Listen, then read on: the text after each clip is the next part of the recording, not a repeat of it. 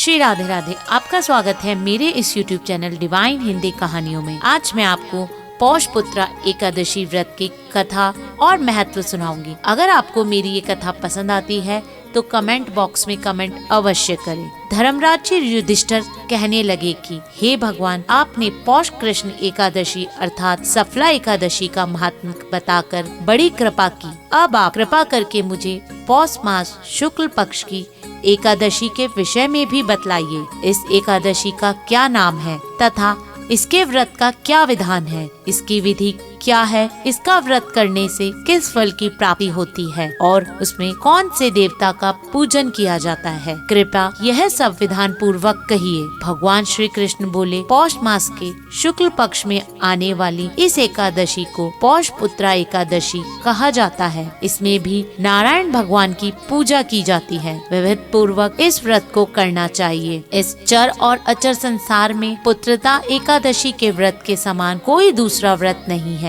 इसके पुण्य से मनुष्य तपस्वी, विद्वान और लक्ष्मीवान होता है। इसकी मैं एक कथा कहता हूँ, सो ध्यान पूर्वक सुनो। भद्रावती नामक नगरी में सुकेतु नामक नाम का एक राजा राज्य करता था। उसका कोई भी पुत्र नहीं था। उसकी स्त्री का नाम शौव्या था। वह निपुत्री होने के कारण सदैव चिंतित रहा करती थी। राजा के पितर भी रो रो कर पिंड लिया करते थे और सोचा करते थे कि इसके बाद हमें कौन पिंड देगा। राजा को भाई, बांधव, धन, हाथी, घोड़ा, राज्य और मंत्री, इन सब में से किसी से भी संतोष नहीं होता था। वह सदैव यही विचार करता था कि मेरे मरने के बाद मुझको कौन पिंडदान करेगा। बिना पुत्र के पितरों और देवताओं का ऋण मैं कैसे चुका सकूंगा।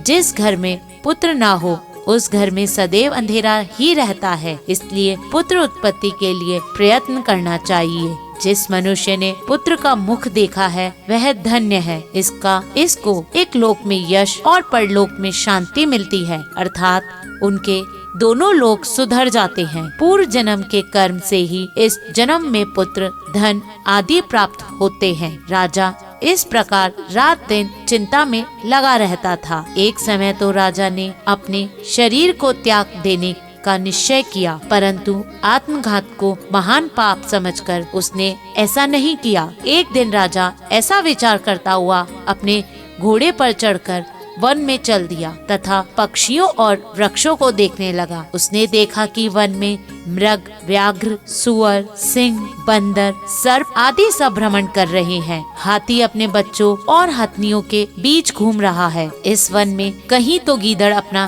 कर्षक स्वर बोल रहे हैं और कहीं उल्लू ध्वनि कर रहे हैं। वन के दृश्य को देखकर राजा सोच विचार में लग गया। इस प्रकार आधा दिन बीत गया। वह सोचने लगा कि मैंने कई यज्ञ किए, ब्राह्मणों को स्वादिष्ट भोजन से तृप्त किया, फिर भी मुझे दुख प्राप्त हुआ। क्यों? राजा प्यास के मारे अत्यंत दुखी हो गया और अपनी और पानी की तलाश में इधर उधर फिरने लगा। थोड़ी दूर पर राजा ने एक सरोवर देखा।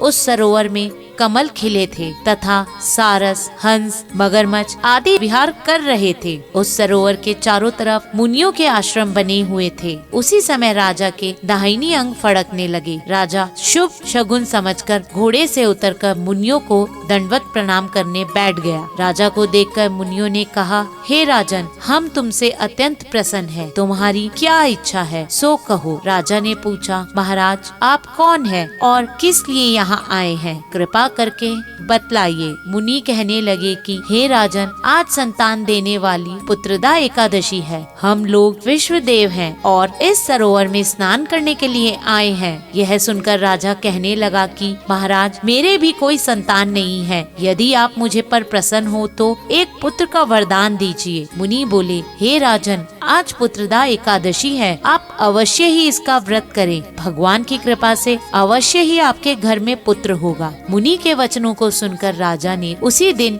एकादशी का व्रत किया और द्वादशी को उसका पारण किया। इसके पश्चात मुनियों को प्रणाम करके महल में वापस आ गया। कुछ समय बीतने के बाद रानी ने गर्भ धारण किया और 9वें महीने के पश्चात उनके एक पुत्र हुआ। वह राजकुमार अत्यंत शूरवीर, यशस्वी और प्रजा पालक हुआ। श्री कृष्ण बोले, हे राजन, पुत्र की प्राप्ति के लिए पुत्रदा एकादशी का व्रत करना चाहिए। जो मनुष्य इस महात्म को पढ़ता या सुनाता है वह अंत में स्वर्ग की प्राप्ति को पाता है। धन्यवाद।